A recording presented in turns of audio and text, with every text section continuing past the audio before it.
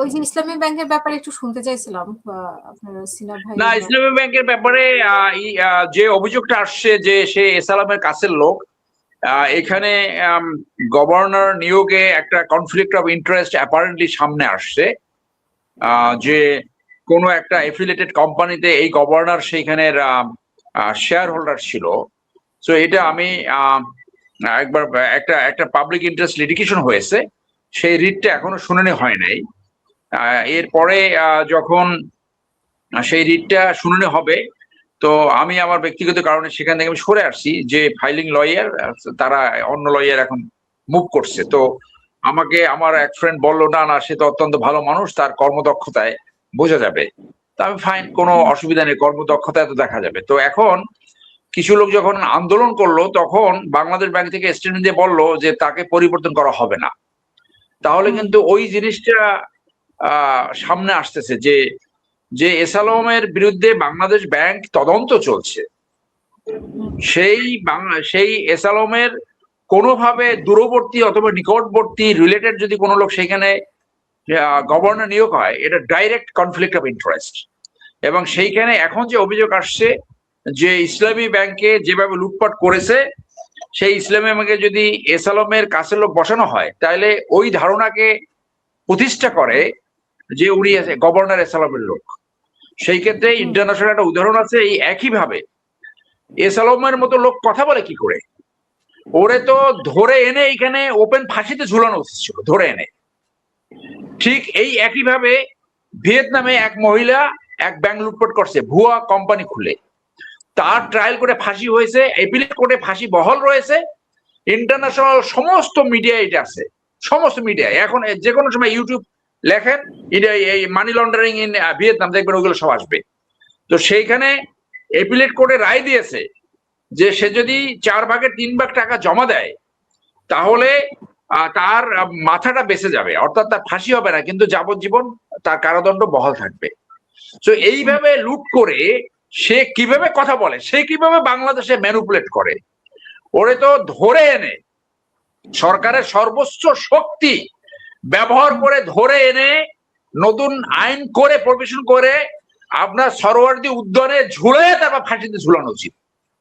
না হলে তো বাংলাদেশে ব্যাংক লুটপাট কখনো বন্ধ হবে না।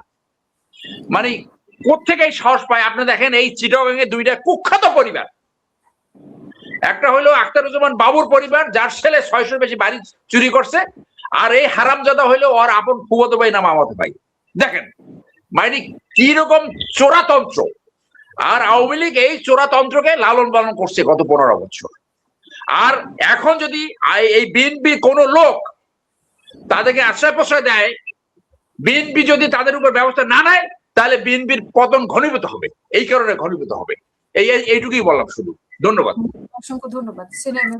আপনি যদি একটু যুক্ত করেন, 30 সেকেন্ড শেষ। আমি সারোয়ারের কাছে একটা ছোট্ট প্রশ্ন করব। আমরা কত প্রতিবাদ করব আর কত বলবো? আমাদের তো বয়স হয়ে গেছে, মরে যাবো তো। প্রতিবাদ চলতেই থাকবে। ব্যাপারটা হচ্ছে কি, অপোজিশনে কথা বলা যায়, কিন্তু সরকারে বসার পরে যখন দেশটাকে দেখা হয় চেয়ারে বসে, যে কোথায় কোন সমস্যা আছে, কিভাবে সমাধান, কাকে মিনিমাইজ করতে হবে, তখন হলো ওইটা হলো মূল সমস্যা। মূল সমস্যার মধ্যে যখন ডিপ স্টেট ওয়ার্ক করে, ডিপ স্টেট সবচেয়ে বড়, ডিপ স্টেট পৃথিবীর সবচেয়ে ওয়ার্ক করতেছে, সবচেয়ে ওয়ার্ক করে এটা। ওই ওয়ার্কটা কতটুকু আমি সিনা ভাই একটু অ্যাড করি, যে বাতাসে যে কথাগুলো ছড়াচ্ছে, হাবিব ভাই এখানে আছে, আমরা একসাথে আন্দোলন সংগ্রাম করছি, জেল খেটেছি। আমি মনে করি তারেক সাহেব যে এক্সাম্পল সৃষ্টি করেছে লিডিং ফ্রম দ্য ফ্রন্ট, আমি ব্যক্তিগতভাবে অত্যন্ত আনন্দিত হয়েছি।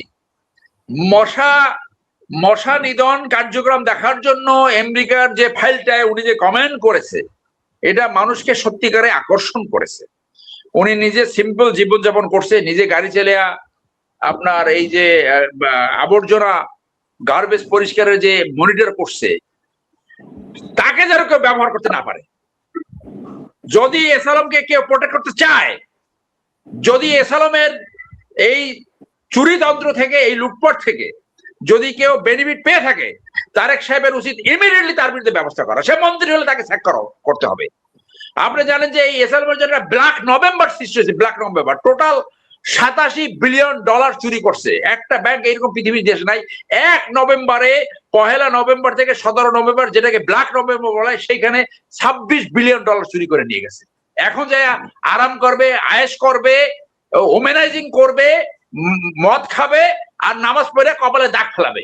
এই হলো বাটপার, এই হলো এই দুর্বৃত্তদের ক্যারেক্টার। এইগুলো করবে। তাকে যদি বিএনপির কোনো লোক প্রশ্রয় দেয়, সেটা প্রধানমন্ত্রীর উচিত তার বিরুদ্ধে তদন্ত করে ব্যবস্থা নেওয়া, নাইলে এটা দায়ভার তার ঘাড়ে আসবে এবং এইটার কনসিকুয়েন্স তাকেই ফল ভোগ করতে হবে।